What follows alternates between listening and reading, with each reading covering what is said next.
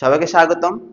আজকে আমরা আরেকটা এমসিকিউ সলভ করব, যেটা গুচ্ছ 22-23-এ আসছে। তো এই মেথডটা সলভ করার আগে আমি একটু করে এই মেথডটার কনসেপ্ট বুঝে দিই।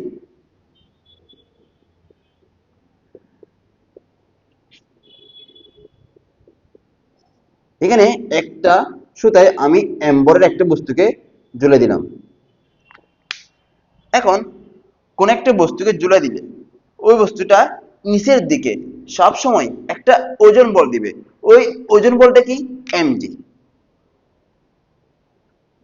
এবং সুতার টান টি। এখন বস্তুটা যদি স্থির থাকে, স্থির থাকলে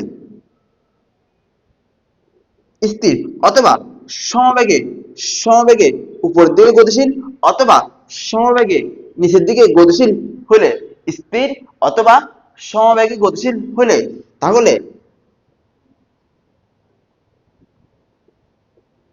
তাহলে উপরে বল অর্থাৎ টি, নিচে বল এমজি, দুটো কি হবে? সমান হবে, অর্থাৎ টি ইকুয়াল টু এমজি হবে।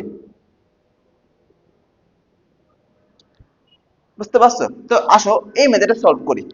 সমান্তরাল সমবায়ে যুক্ত চারটি তার, তামার তারের সাহায্যে 6 কেজি বরের একটি বস্তুকে কারা উপরের দিকে 2 m/1 সমবেগে টানা হলে প্রতিটি তারে কত নিউটন টান পড়বে? অর্থাৎ জিনিসটি কিরকম, এখানে একটা, দুইটা, তিনটা, চারটা, চারটা তার দিয়ে আমি একটা 6 কেজি বরের বস্তুকে 2 m/2 সমবেগে 2 m/1 সমবেগে উপরে তুলবো। কেমন?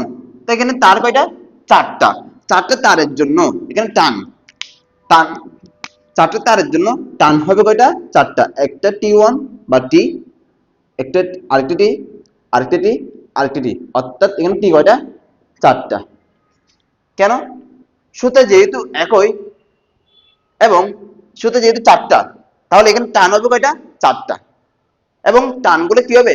একই হবে, কারণ সুতা সেম, একই উপাদানের তৈরি, তাই কি টান সমান, মানে টানগুলো সেম, প্রত্যেকটা তারের টান কত হবে? টি।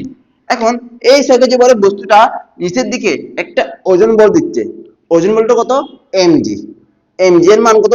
6 ইন্টু জি। কেমন? তো যদি এইটা 6 কেজি বলে বস্তুটা যদি সমবেগে গতিশীল হয়, তাহলে আমরা কি জানি? উপরে মোট বল ইকুয়াল টু নিচের মোট বল। উপরে মোট বল কয়টা? চারটা টি। কয়টা টি? চারটা টি। নিচে বল কয়টা? একটা, সেটা কি? এমজি। সেটা কত? 6জি। তাহলে এখন টি ইকুয়াল টু কত হবে? 6জি ডিভাইড বাই 4। এখন এটা একটা এমসিকিউ, তাহলে আমি জি এর মান 9.8 বসালাম ডিভাইড বাই 4। এখন জি এর মান ম্যাথটা সহজে সলভ করার জন্য আমি জি এর মানটা 9.8 না ধরে 10 ধরবো। 10 ধরলে আমার সুবিধা কি হবে দেখো তো? 6 ইন্টু 10 ডিভাইড বাই 4, তাহলে আনসার আসবে কত? 60। আনসার আসবে কত? 15। এখন এখানে অপশনের মধ্যে 15 কোনটা আছে? দেখো 10, 10.7, এটা হবে না, কারণ টি এর মান 15 আসছে। তাহলে এখানে অপশনের মধ্যে যেটা 15 এর খুবই কাছে, এখানে অপশনের মধ্যে যেটা কি 15 এর খুবই কাছে, সেটা হবে উত্তর। তাহলে 10.7 এটা হবে না, 12.7 এটা হবে না, সি এটা হবে। কারণ কি? এটা 15 এর খুবই কাছে। আবার এখানে